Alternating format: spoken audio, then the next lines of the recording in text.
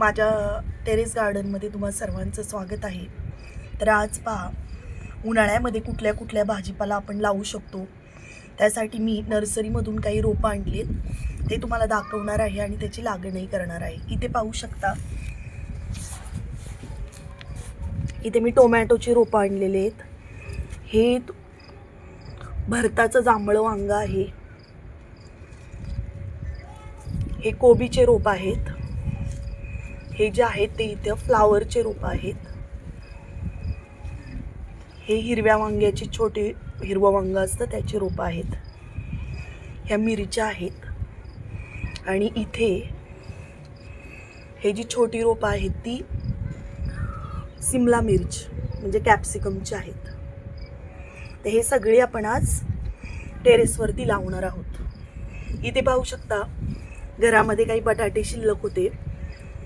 या दिवसात बटाट्याची लागण करतात, त्यामुळे बटाट्याला छान असे कोंब आलेले आहेत, मोड आलेत त्याला.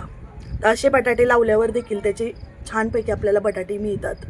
पूर्वी माझी आई रानामध्ये लावायची, तर मी आता टेरेसवरती फर्स्ट टाईम याचा ट्राय करून पाहणार आहे. भरपूर सारे माझ्याकडे असे मोड आलेले बटाटे आहेत. एवढे सगळे जे रोपं आहेत ती मी 50 रुपयामध्ये आणलेली होती. नर्सरीमध्ये जर तुम्ही गेलात तर प्रत्येकी 1 रुपया 2 रुपये अशा किमतीमध्ये तुम्हाला ही रोपं उपलब्ध होतात. यामध्ये जे कॅप्सिकमचे रोपं आहेत ते फक्त मला 4 रुपये प्रत असे मिळालेले आहेत. अगदी 50 रुपयामध्ये मी किती सारी रोपं आणलेत पहा. रोपं तर आणले होते, पण आता आम्हाला त्यासाठी ग्रोबॅग पूर्ण मातीने व्यवस्थित भरून घ्यायच्या होत्या. तर त्यासाठी प्रत्येक ग्रोबॅगमध्ये मी पहिलं जे आपलं साली पाला पाचोळा वगैरे आहे तो खाली ग्रोबॅगमध्ये टाकून घेतलेला आहे. इथे पूर्ण ग्रोबॅग मोकळ्या करून रिकाम्या झालेल्या माती मोकळी करून घेतलेली आहे. त्यावरती मातीचा एक थर, पहिला थर जो आहे तो पालापाचोळा जो आहे त्याचा दिलेला आहे, किंवा किचन वेस्टेजमधल्या साली किंवा भाज्यांच्या काड्या वगैरे त्याचा दिलेला आहे. त्यानंतर जी माती होती ग्रोबॅगमधलीच ती रिकामी करून व्यवस्थित मोकळी करून ती माती टाकून त्यावरती घेतलेली आहे. आणि त्याच्यानंतर जी आम्ही गांडूळ खत वगैरे बनवलेलं आहे त्याचं एक एक घमेलं त्यामध्ये टाकून घेतलेलं आहे, जेणेकरून पाण्याचा निचराही व्यवस्थित होणार आहे. आणि हे टाकलेला जो पालापाचोळा आहे तोही गांडुळांमुळे व्यवस्थित कुजून आपल्याला मातीही अशी भुसभुशीत मिळणार आहे.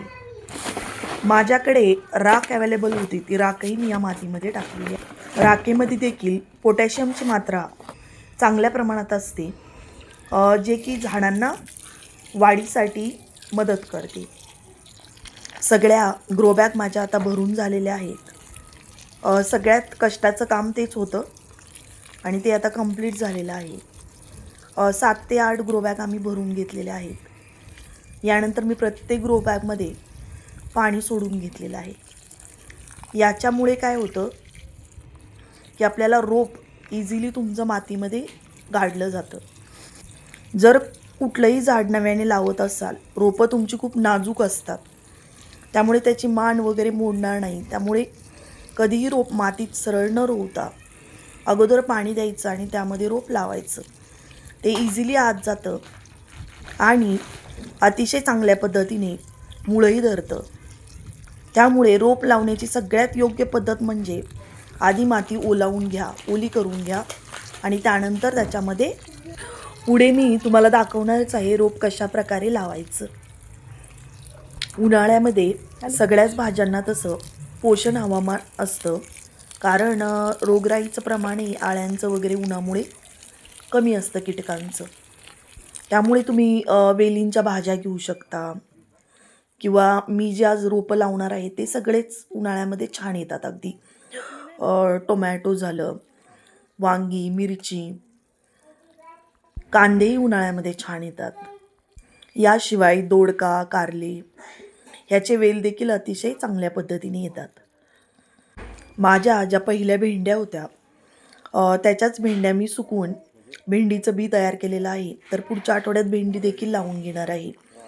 उन्हाळ्यामध्ये भेंडी देखील तुम्ही छानपैकी टेरेसवरती घेऊ शकता. अतिशय चांगल्या पद्धतीने म्हणजे अगदी बिनरोगी येते. मी घरच्याच भेंड्या वाळवलेल्या होत्या आणि त्याचं छान असं मला बी देखील मिळालेलं आहे. त्याचा मी शॉर्ट शेअर करणार आहे, तर तो नक्की पहा. आता सगळ्या ग्रो बॅगमध्ये मी पाणी थोडं थोडं सोडून घेतलेलं होतं आणि यानंतर रोप लावायला सुरुवात केलेली आहे पहा. इथे अगदी आता पाणी दिल्यामुळे इझिली हात खोल जाऊन मी काय करत आहे, त्याच्यामध्ये खड्डा पाडून घेत आहे छोटासा आणि त्यामध्ये अल्लात हे रोप ठेवून घ्यायचे. कारण का की रोपं नाजूक असतात, त्यामुळे त्याचं जर मुळी तुटली किंवा जे त्याचं स्टेम आहे ते तुटलं, तर तुमचं रोप व्यवस्थित वाढणार नाही, ते सुकून जाणार आहे. त्यासाठी हे लावताना अतिशय हळूवार पद्धतीने लावायचं. इथे कोबी आणि फ्लावरची सगळी रोपं मी आता लावून घेतलेली आहेत. साधारण ही 24x12ची ग्रो बॅग आहे. तर याच्यामध्ये प्रत्येकी 3 असे मी रोप लावलेले आहेत. कारण यापूर्वी मी लावलेले आहेत, तर ते इझिली ग्रो होतात. मोठ्या ग्रो बॅग असेल तर 3 रोप तुमचे इझिली येतात आणि जर 12x12ची ग्रो बॅग असेल, तर त्यामध्ये तुम्ही 2च रोप लावायचेत. त्यापेक्षाही छोट्या ग्रो बॅग मिळतात, तर त्याच्यामध्ये तुम्ही प्रत्येकी 1 असं रोप लावू शकता. तर माझ्याकडे सगळ्याच अशा 24x12 किंवा 12x12च्या ग्रो बॅग आहेत. तर याच्यामध्ये मी 2 ते 3 रोपं लावत असते. ते व्यवस्थित हार्वेस्ट देखील होतात. अगदीच जास्त दाटही रोप लावू नका, म्हणजे 4-5, कारण त्याची वाढ व्यवस्थित होत नाही. मोठे झाल्यानंतर त्याला भरपूर सारे पाणी येतात आणि वाढायला जागाही मिळत नाही. हवी तितकी मातीही राहत नाही. त्यामुळे शक्यतो 2 किंवा 3च रोप तुम्ही एका ग्रो बॅगमध्ये लावा. जर ग्रो बॅग मोठी असेल तर 3 लावू शकता. आणि शक्यतो उन्हाळ्यामध्ये देखील ह्या ग्रो बॅग ओपन सूर्यप्रकाशामध्ये ठेवा.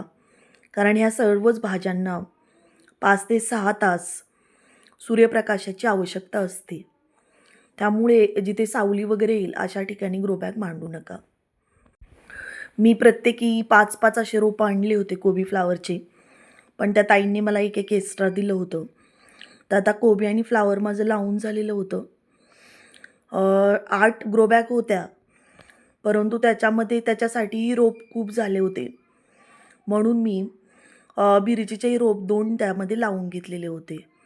कारण जे कोबी किंवा फ्लावर आहे ते खाली राहतं आणि मिरचीची झाडं मोठी होऊन वरती जातील, या हिशोबाने मी जरा जास्त झाडं एकाच ग्रो बॅगमध्ये इथे लावून घेतलेले आहेत.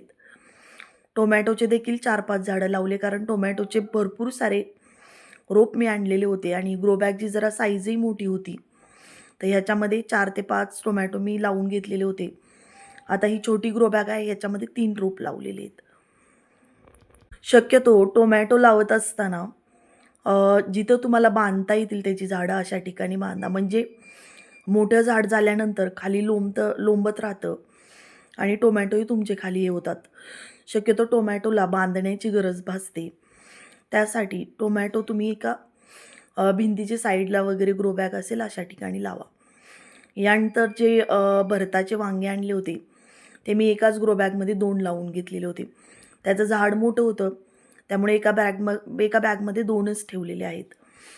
बाकी वांग्याची काही रोपं आणलेली होती, तीही मी आता लावून घेतलेली आहेत. इथे पाहू शकता, जे मी म्हटलं होतं तुम्हाला, ही मोठी ग्रो बॅग आहे. तर याच्यामध्ये खत टाकून घेतलेलं होतं आम्ही आणि ते आता पूर्ण म्हणजे कुजलेलं आहे. तर यामध्ये देखील मी जे मूड आलेले बटाटे आहेत, खोलही आहे ही जास्त ग्रो बॅग, तर त्याच्यासाठी बटाटे आणि मला घरून जे हळदीचं एक तुकडा दिला होता ओल्या हळदीचा, त्यालाही छानपैकी असा कोंब आलेला होता, मूड आलेला होता, तोही मी यामध्ये लावून घेतला आहे. कारण बटाटे आणि हळदी जी आहे याला जास्त काळ लागतो येण्यासाठी, तर ते मी सेपरेट इथे ग्रो बॅगमध्ये ठेवलेलं आहे. जवळजवळ 3 तास आम्ही टेरेसवरती होतो. सगळ्यात कष्टाचं काम होतं ते ग्रो बॅग रिकाम्या करून भरणं, तेही झालं होतं आणि आम्हाला अंधार झाला होता. कारण रोप तुम्ही जेव्हा लावत असता तेव्हा शक्यतो संध्याकाळच्या वेळीला लावा. कारण रात्रभर काय होतं, ऊन नसल्यामुळे ते व्यवस्थित राहतात. कारण उन्हाळ्याचे दिवस आहेत खूप आता. सकाळी रोप लावलं तर ते सुकण्याची शक्यता असते.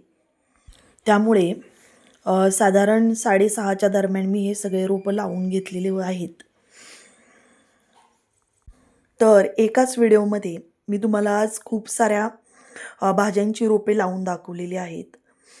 तर व्हिडिओ कसा वाटला नक्की सांगा आणि अशाच नवनवीन माहितीसाठी माझ्या चॅनलला नक्की सबस्क्राईब करा, लाईक करा, कमेंट करा.